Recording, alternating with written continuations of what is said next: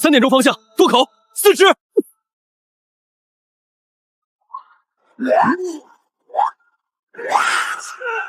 启动焚城计划。队长，没有选择了。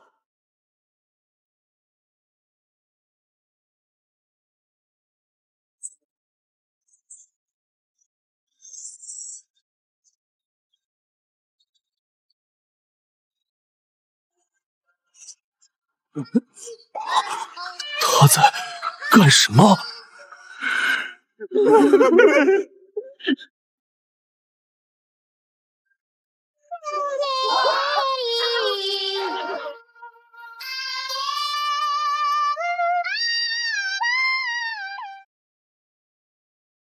丁丁基，南北绿豆。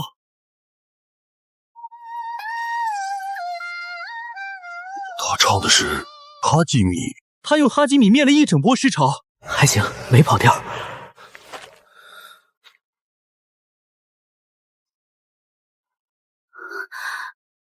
施家好，你确定没看错？我看得很清楚。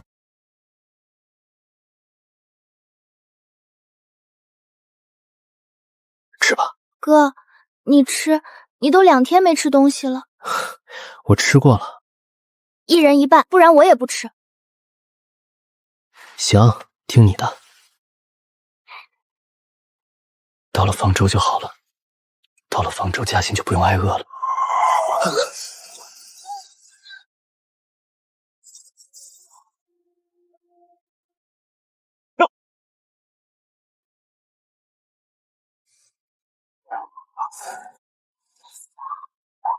不能停，停了嘉欣就没命了。进去！还多了，挡不住。藏好，等哥来找你。哥！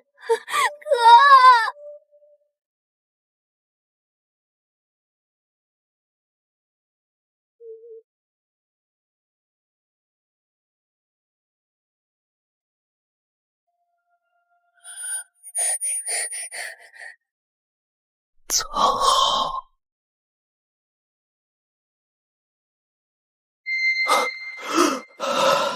这是什么情况？我死了？没死？死了能想这些？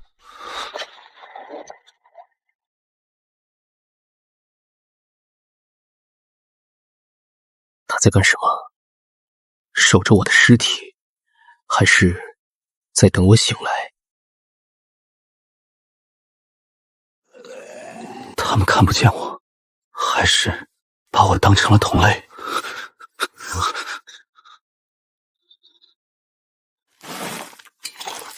嘉欣被人带走了，多半去了方舟。不管我变成了什么东西，先找到他。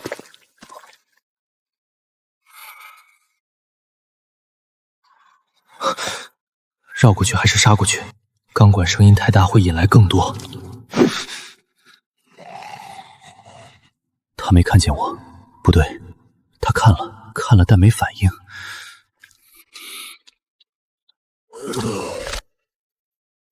他们把我当成了同类，不是死了，是变成了介于人和丧尸之间的东西。那边没吃的了，去放。他们在交流，回不去了。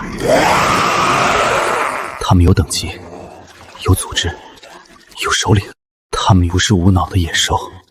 从今往后，不能跟任何人说我是丧尸眼中的同类，人类眼中的怪物。路一点就是死。往前走吧。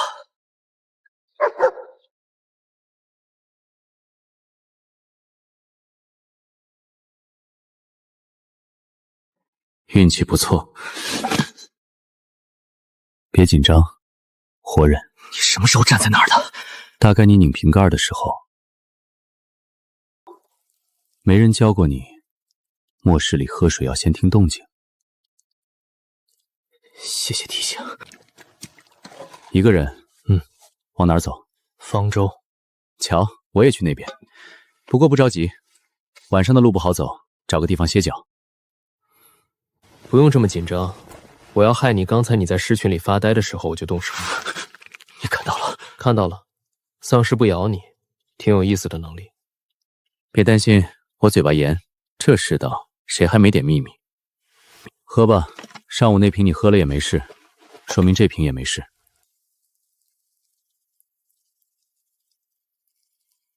你说你也去方舟，在那儿有认识的人？有，一个老朋友，很多年没见了。你呢？找人。方舟很大，你找谁？我妹妹。听过丧尸叫吗？怎么了？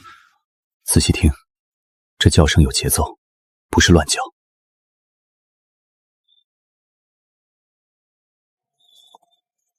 我观察了很久，有些丧尸会记仇，你伤了他，他能追你3天。会记仇说明有记忆，有记忆就有思想。他是不是知道我能听懂，还是在试探？睡吧，我守上半夜，你守下半夜，别睡太死。为什么帮我？这世道活人越来越少，能帮一个是一个。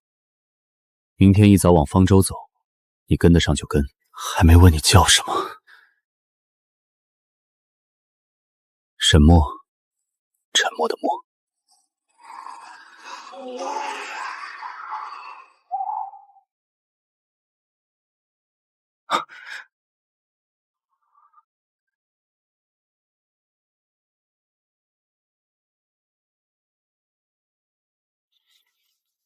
走了，到方舟还有3天路，跟上就跟。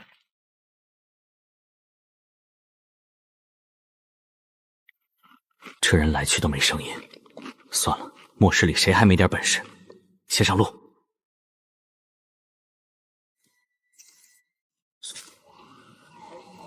能伪装成同类，能听懂他们说话，还有别的吗？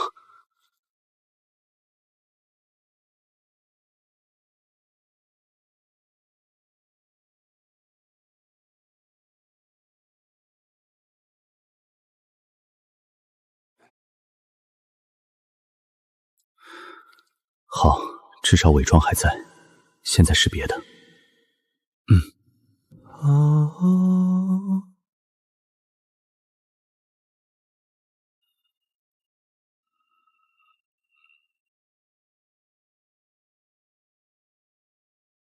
有反应。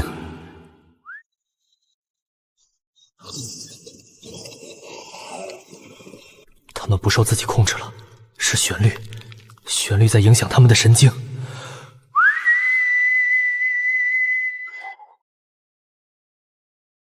这不是异能，这是武器。如果有人知道，特区高层会把我绑在实验台上解剖。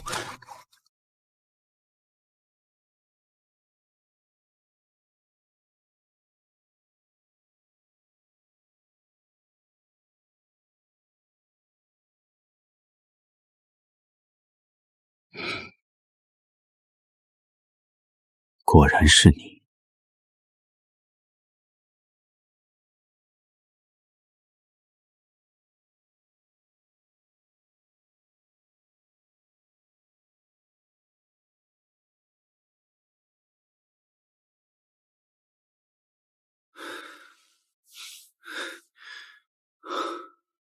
方舟，嘉欣就在那儿。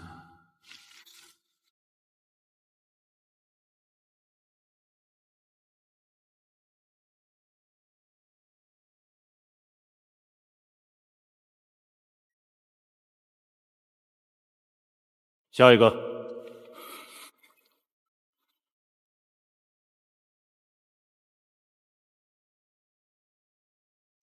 过。生物检测仪，扫什么？体温、心率，还是别的什么？心率，还是别的什么？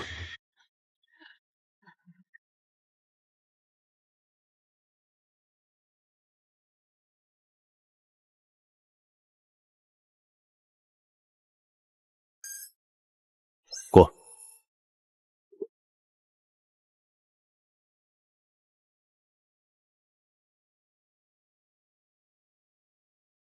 过了。姓名：施家豪。原籍：荣成，有无异能？没有。有亲友在方舟吗？有个妹妹，叫施嘉欣，几天前被送进来的。孤儿区 B 栋，下一位。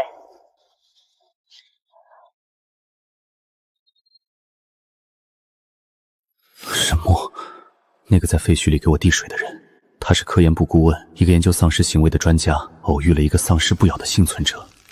不是巧合，他接近我是有原因的。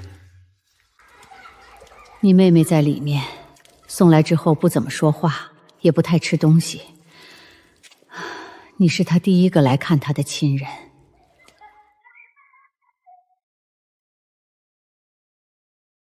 嘉欣，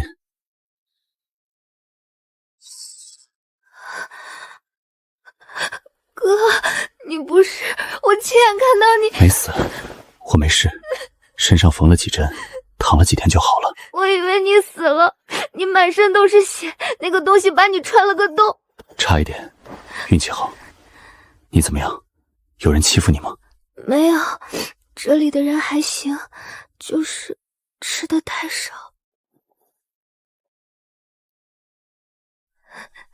你那天还说吃过了。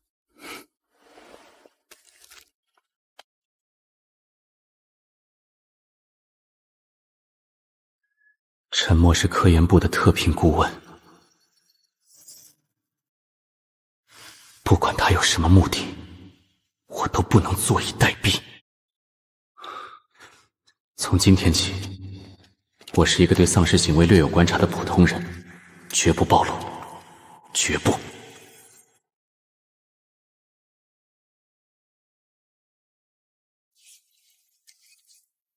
施家豪，你有什么专长？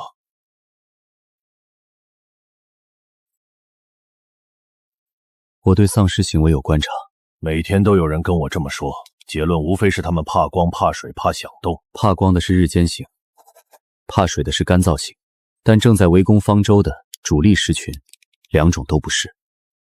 继续说。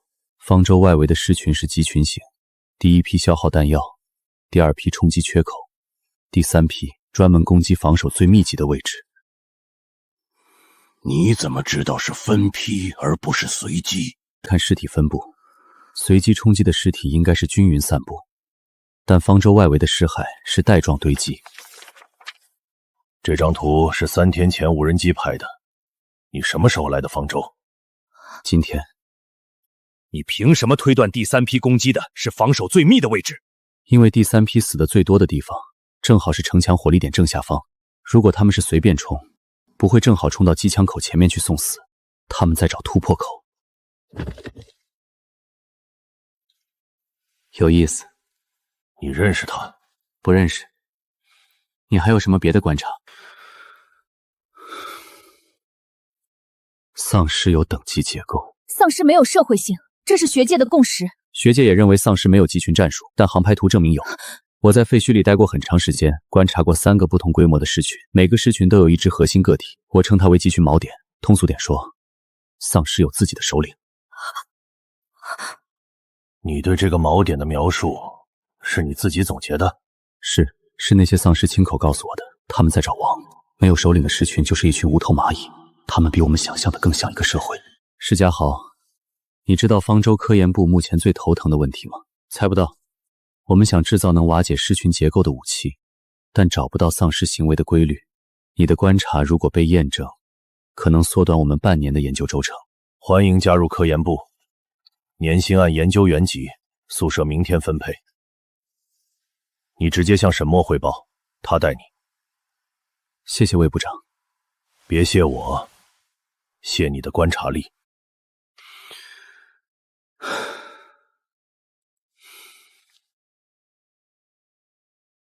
走那么快干什么？刚才在面试听我说不认识你，不是想撇清关系。我懂，废墟里捡来的交情，说出来反而麻烦。你比我想的聪明，面试那些东西，你应该存了很久吧？存了很久，为什么不早说？没碰到需要说的人。以后你归我带，我有几个课题在做，你挑感兴趣的参与。先从丧尸行为学基础开始，既然你的观察能跟航拍图对上，就帮我把集群模式写成论文框架，署名加上你。论文？对，末世的科研体系也还在运转。魏明远虽然苛刻，但他认本事。你要想在这里站稳，光有观察不够，得有成果。不用想太多，这世道能做事的人越来越少。明天8点，实验室见。好。对了，你妹妹孤儿区的那个可以申请家属同住，科研部有这个福利，一会儿去登记处填张表就行。你怎么知道？他连嘉欣在孤儿区都知道，他在调查我，但帮我也是真心的。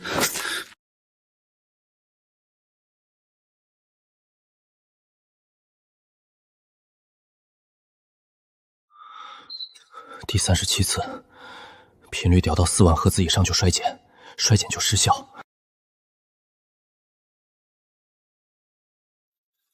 还在试高频？所有波段都试过了，高频衰减快，中频穿透不够，低频怎么了？低频不稳定，但这是能量衰减的问题，不是频率的问题。你有没有想过，不是设备的问题？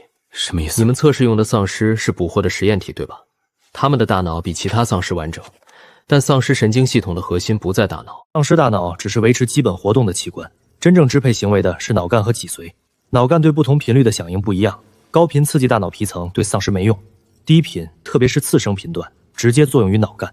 你说低频？对，你一直在用高频段做测试，可能方向从一开始就偏了。换低频试试。人声能发出的最低频大概在80赫兹左右，低于80赫兹的次声波人耳听不见，但对丧尸脑干可能有奇效。80赫兹以下，人声能发出的最低频，他知道什么？还是在暗示什么？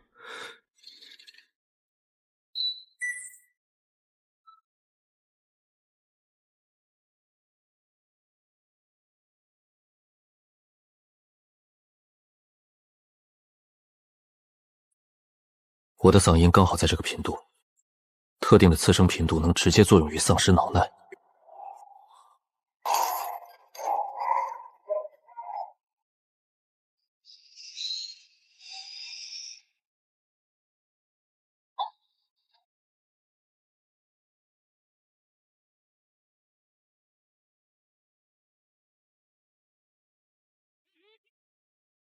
小释，今天这个成果我会向高层直接汇报。灵魂脉中的项目从今天起正式立项，你担任总工程师。谢谢魏部长。好好干，方舟需要你这样的人。方舟需要我，但方舟如果知道我是怎么做到的，需要的就是我的尸体了。3天前，侦察队在东北方向15公里处发现一座废弃军械库，库房内有大量未使用的弹药和医疗物资。方舟目前的弹药储备只能撑2个月，这批物资必须拿到。15公里，要穿过2个市群聚集区。对，所以需要异能战队和科研部的配合。科研部派一个人随队，负责测试灵魂脉冲的便携原型机。我去。新人，之前没见过你。科研部的，不常上前线。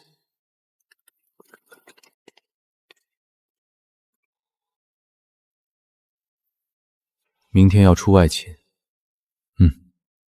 跟着宋北辰他们的队伍，都是异能者。我想问你一个问题。什么问题？如果有一天你发现丧尸不是单纯的怪物，如果他们比我们想象的更复杂，更接近我们，你还会扣动扳机吗？他们杀了我太多人。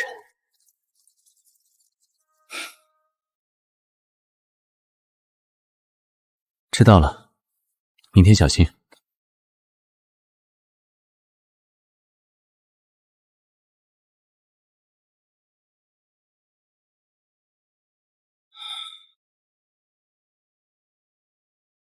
前方300米，路口右侧建筑内，大约20只丧尸，静止状态。绕行。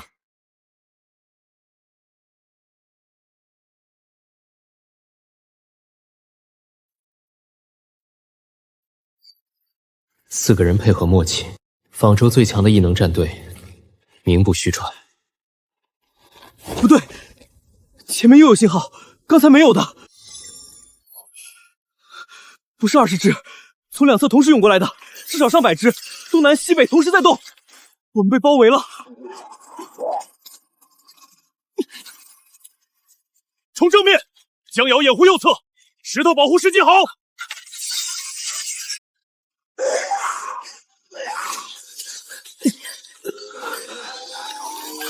300只了，还在来。弹药呢？能量快见底了。巨龙，以石甲豪为中心。但这台机器最多再击杀3只丧尸，解决不了根本问题。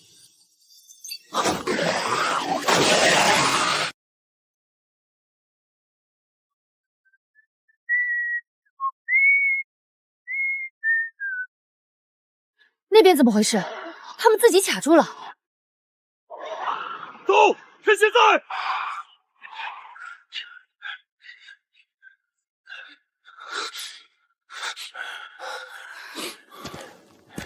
那几只是怎么停的？不知道，可能被便携原型器的余波震到了。今天的行动报告我会上报科研部，建议原型器加速量产。谢谢宋队。你是搞科研的，第一次出外勤，表现不错。运气好。运气也是实力的一部分。下次出任务，希望还能跟着我们。你对狮群的反应比我想的冷静。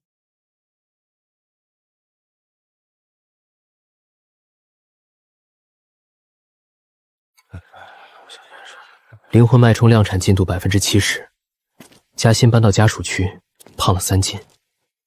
沈墨最近不怎么在实验室，总说有外勤。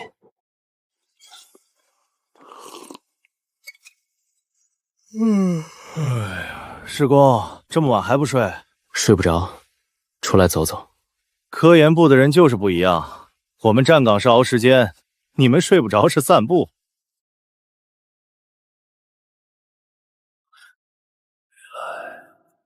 回到我身边，我的王。他在说什么？他在叫谁？不是叫我不可能是什么王。但他说我的王，丧尸有首领，是谁？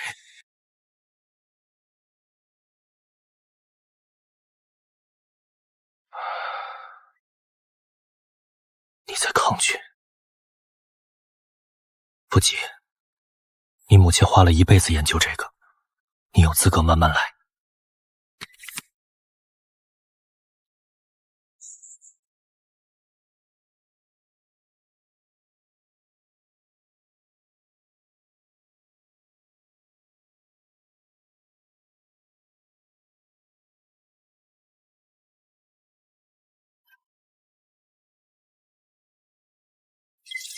灵魂脉冲量产以后，魏明远主动给我提的秘籍“造神计划”，名字起得倒挺白。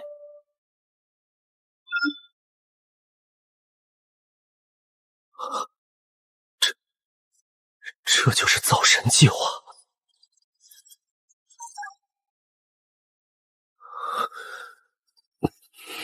不是天灾，是人造的。是方舟的高层造出来的武器失控了，毁了一个世界。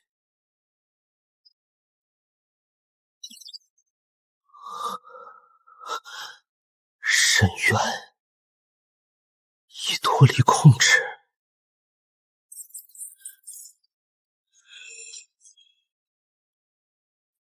你是造神的，造出了丧尸，造出了一个逃走的实验体，还造了一个。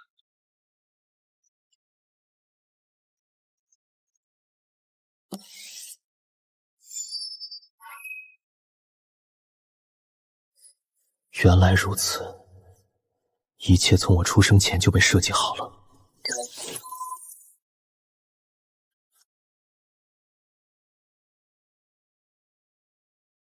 脸色这么差，没睡好。查到什么了？没什么重要的，我先回实验室了。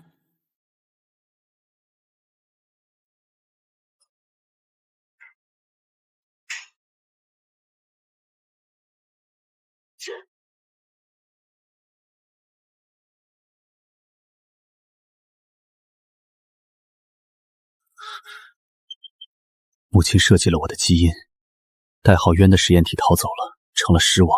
我的感染是迟早会发生的事，不是意外。高层还在找我，他们想知道抗体原型到底长什么样子。方舟的高层是制造末日的凶手，但我不能揭发他们。一旦揭发，他们会在被推翻之前先处理掉我。我不能让嘉欣再失去一次家人。从今天起，不再相信任何人，直到找出真相的全部。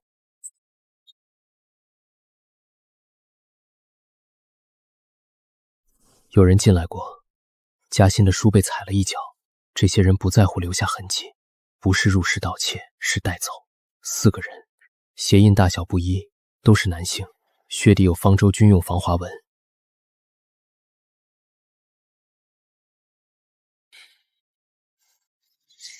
居然敢抓我家里人！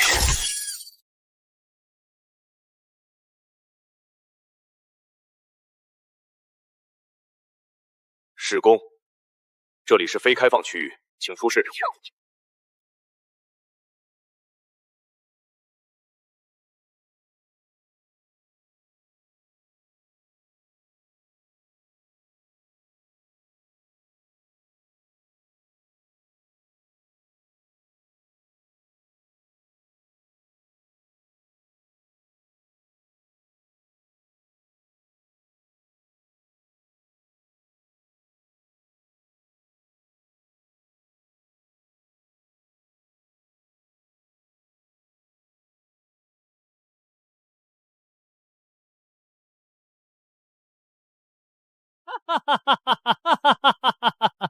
师公，你知道你妹妹的基因序列有多稀有吗？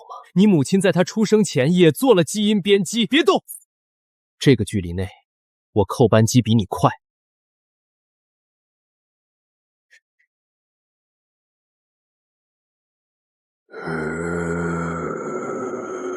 你干了什么？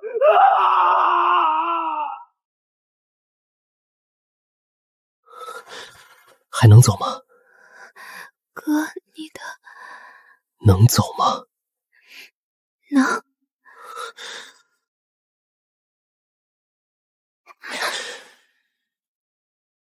跟我走。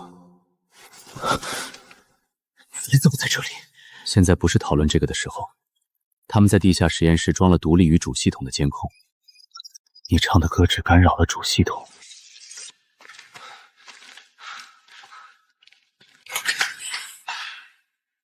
往北走，有一个废弃的防空洞，里面囤了水和食物，在那里等。等什么？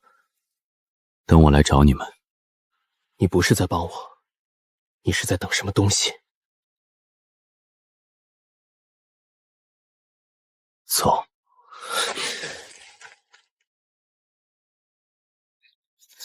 哥，那个人是谁？我倒是，至少我以为他是。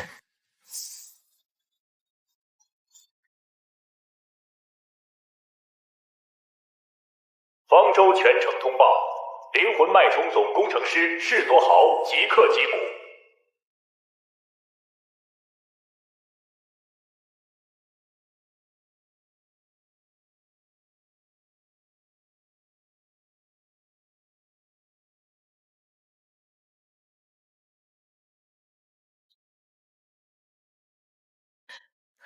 别动，里面有压缩饼干水、绷带、便携充电器。北侧围墙有一个废弃的排水口，我清理了出口的碎石。你知道这意味着什么？意味着我会被撤职通缉，可能更糟。你说完了吗？说完了走。3天了，陈默说会来找我们，但他没说要等多久。嘉怡的额头有点烫，不是感染，是发烧，普通的发烧，但在防空洞里没有退烧药。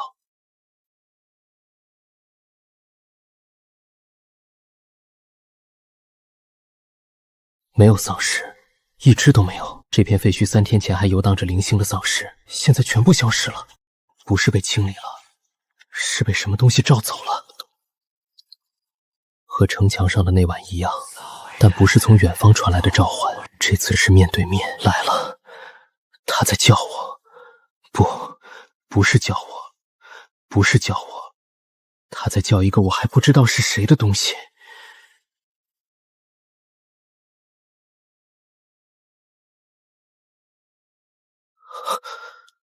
从一开始就是你，从一开始就是我。那一爪，我安排的，但不是你想的那样，不是害你，是激活。激活什么？抗体原型。你母亲在你基因里留了开关，但开关需要触发条件，感染是最直接的触发方式。那些是真的，都是真的。你知道造神计划？我是第一个实验体。你在方舟潜伏了多久？从你入城的第1天起。你母亲死后，你是造神计划唯一的抗体原型。所以你一直跟着我？一直，每一条线都在我预料之内，除了一条。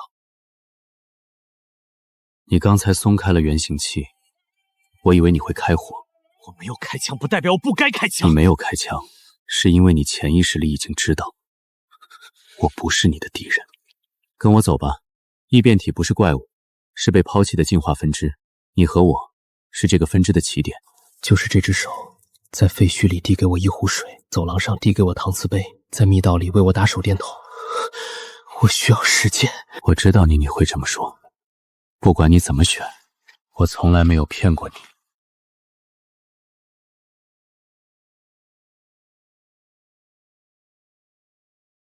哥，我听到有人说话，外面是谁？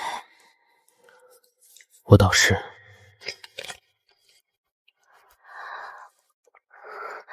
那个戴兜帽的人。对。他是好人吗？他说他没有骗过我。那你信吗？不知道。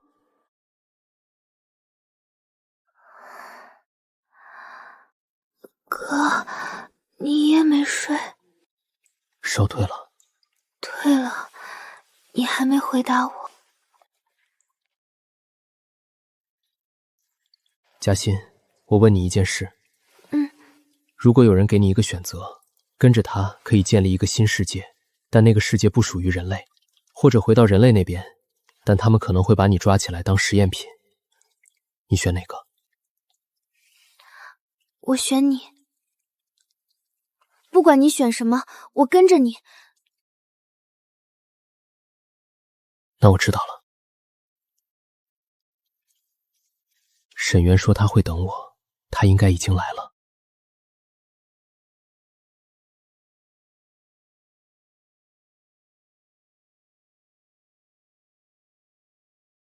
妹妹退烧了。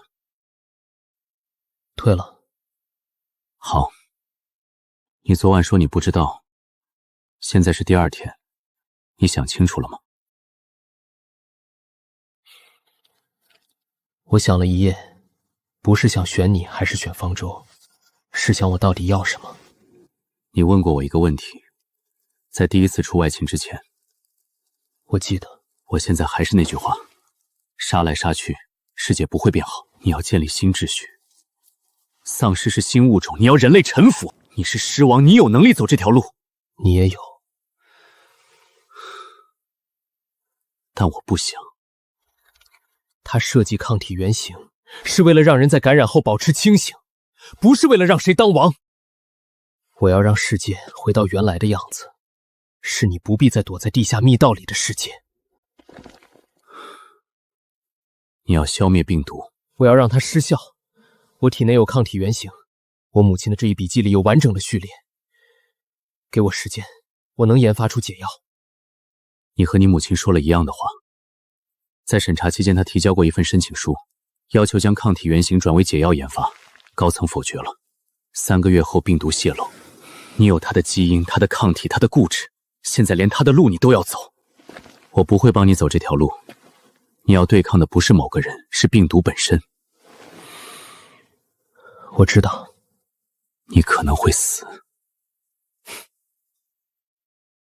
我知道，你是我唯一承认的学生，不管这条路走到哪里，大门永远敞开。谢谢你没有骗我。我欠你母亲的。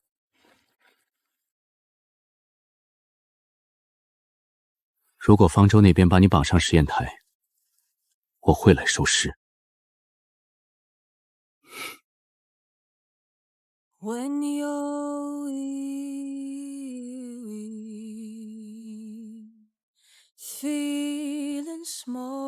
聊完了。聊完了。你选好了？选好了，不跟他走，也不回方舟当棋子。那我们干什么？研究解药，让病毒失效，把世界变回原来的样子。听起来很难。很难。你一个人行吗？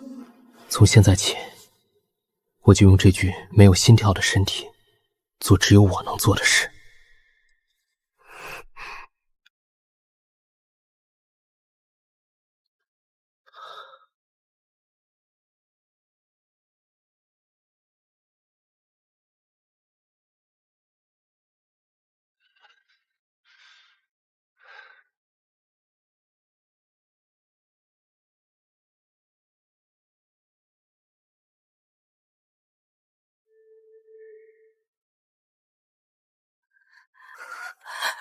施家豪，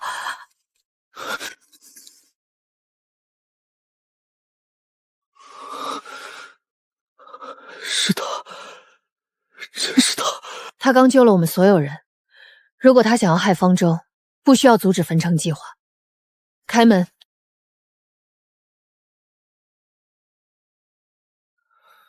城门守卫，开门，不要开枪。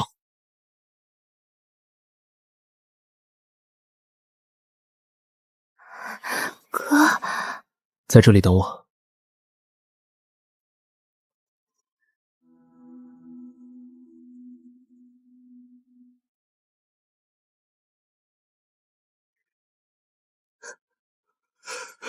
他抱歉，他是……他刚救了我们，把枪放下。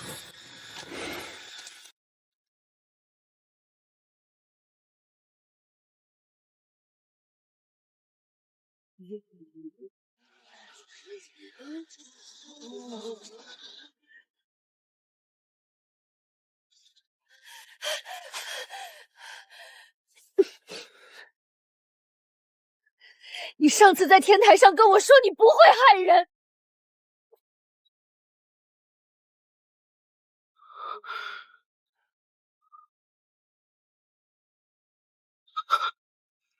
我举报过他，我参与过追捕，我没有资格站太近。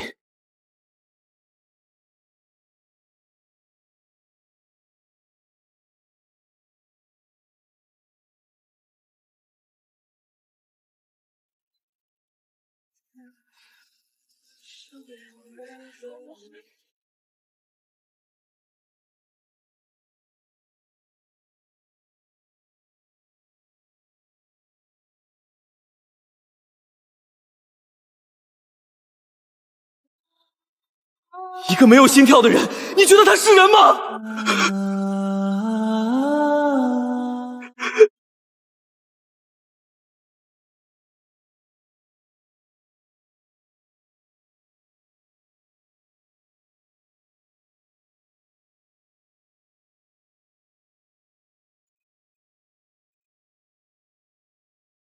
我要让世界回到原来的样子。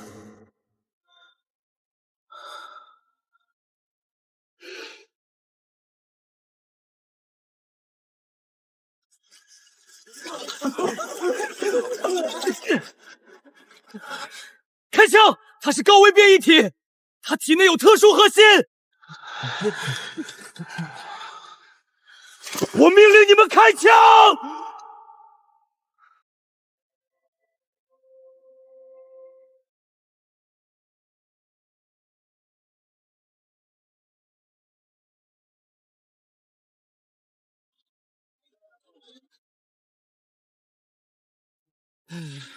造神计划结束了，方舟不归你管了。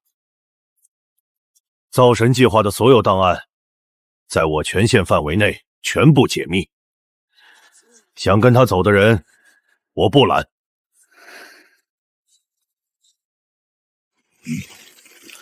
科研部那个食堂太难吃了，但你是好人。3个月前是我举报的你，我感知不到你的心跳，我觉得你是危险。我知道，你当时在商业街救了我们全队，我欠你一条命，还欠你一个对不起。你没有错，你需要一个人帮你测声波频率，我干这个最拿手。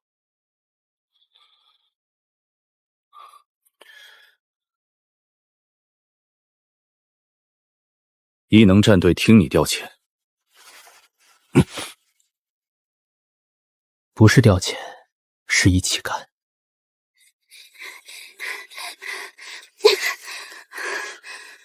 哥，你的 U 盘还在里面。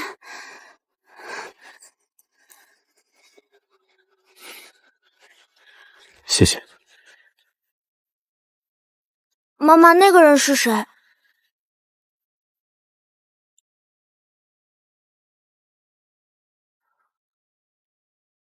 他在城墙上唱歌，退了狂潮。他刚才唱的歌，我看到造神计划的文件，我看到了，这场灾变是人造的。我选第3条路，研发解药，让病毒失效，把世界变回原来的样子。需要人和我一起。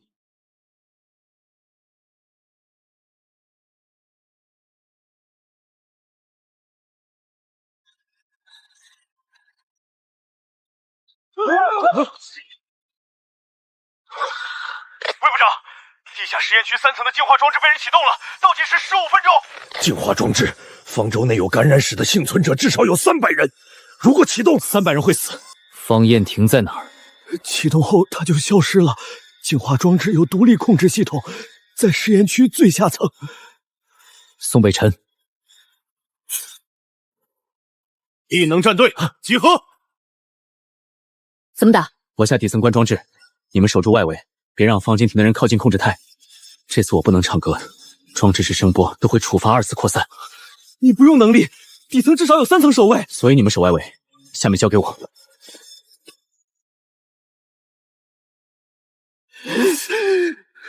我就知道你会来，抗体原型是晚清最完美的作品。装置停调密码是多少？没有密码，只有我的指纹和虹膜能关。杀了我，300人给我陪葬。你启动了净化装置，杀300个有感染史的幸存者，然后呢？方舟就会变得纯净，会变得安全。你以为你在救人？你和你母亲一样天真。你的灵魂脉冲对净化装置没用，次声波会被金属外壳反射，不是用来打装置的。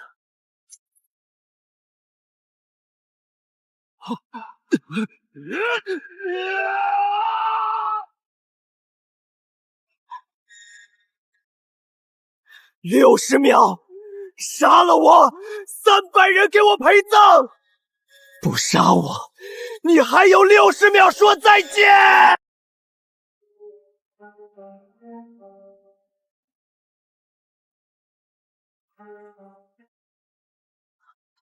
林凡！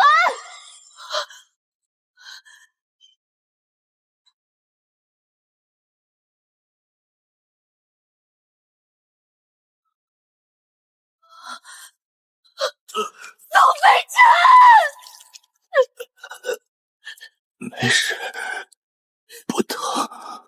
你别说话，林凡！枪头伤到主动脉，我别浪费异能。施加好他一个人下去，他能做到。3个月前我签了追捕令，今天他让我守外围，没有犹豫，我欠他2条命，现在还了1条。他比我勇敢，你们跟他走。30秒，你的队友死了吗？我听到上面的枪声停了。你要干什么？你说灵魂脉冲会被金属外壳反射，所以我不用脉冲，我用歌声共振。歌声，你疯了！你唱歌会触发2次扩散。扩散条件是声波频率与装置共振，如果频率完全相反，扩散就不会发生。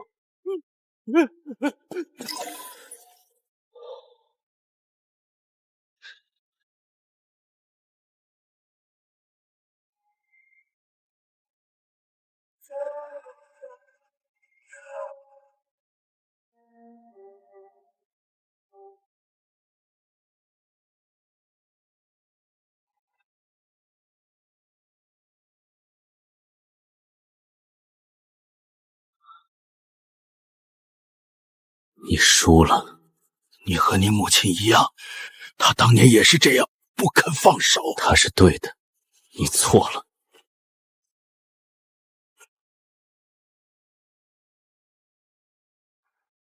他欠我2条命，我还了他1条，守外围的信任。他拿命换了另1条。他说你比他勇敢。不，他是最勇敢的那个，最勇敢。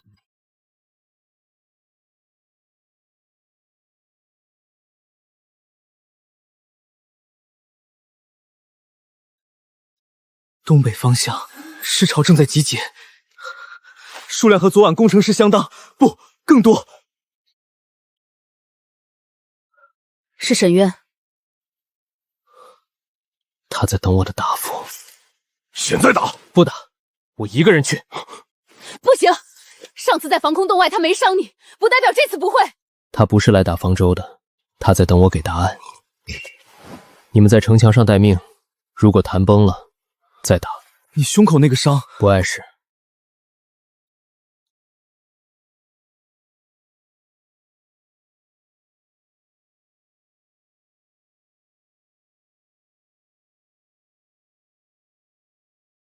你受伤了？声带，唱歌唱的。你们丧尸应该没这个烦恼。方舟内部的事我听说了。净化装置，方燕婷，宋北辰，你的消息很灵通。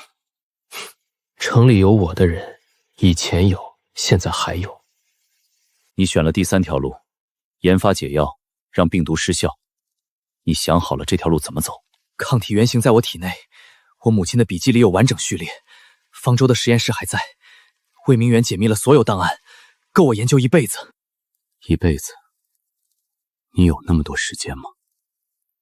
你赢了人心，仿州现在听你的，但仿州不是全世界，仿州之外还有数亿只丧尸，激进派垮了，但两边都不会主动停手。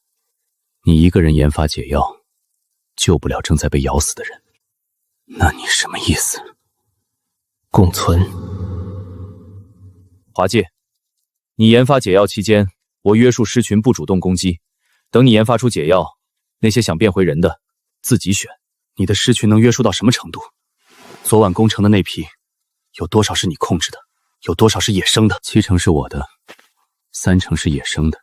野生狮群的首领我会说服，说服不了，我打。条件是什么？没有条件，只有一条，你证明给我看，人类值得。你母亲在世的时候，她跟我说过一句话，她说丧尸是新物种，但人类是旧物种，新岩区缺旧物种是天眼。如果有第3条路，她选第3条。我当时觉得她天真，直到你站在我面前说你要让世界回到原来的样子。你的路是你母亲的延续，我的路是我自己的选择，但你的路和我的路可以在某一段重叠，重叠的这一段就是共存。我给你一个机会，证明给我看，人类值得。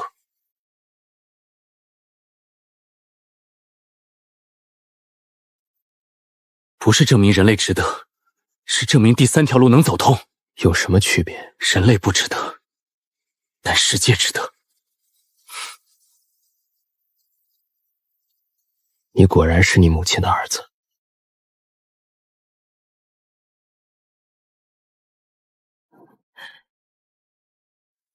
谈完了。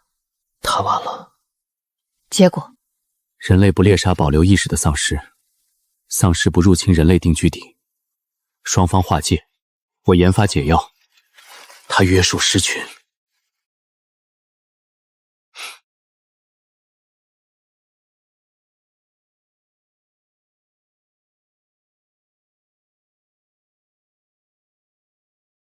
今天又来了3个，2个从废墟来的，1个从方舟来的。方舟来的？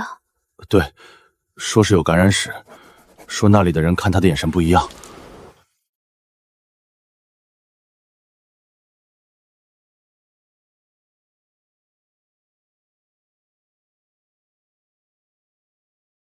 解药研发进度3%，母亲的抗体原型序列有一半被加密，密码在她的笔记本里，我还没找到。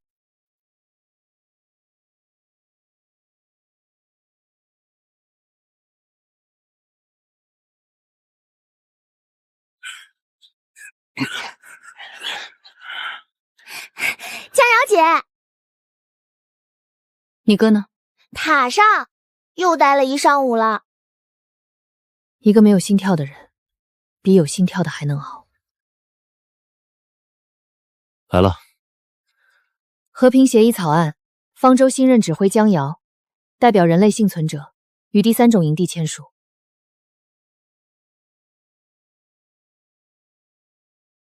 搬来了都。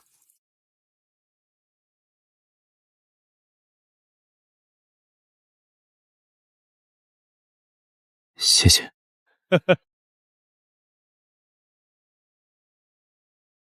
不是科研设备，就是吃的。你们营地食堂比方舟还难吃。那你还带？难吃归难吃，饿死不行。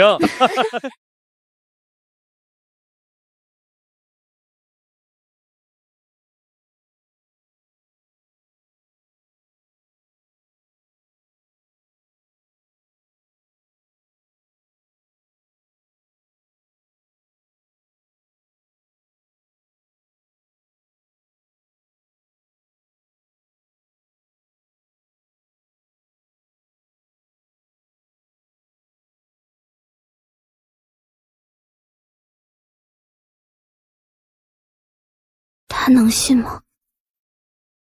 不知道，但我们得试。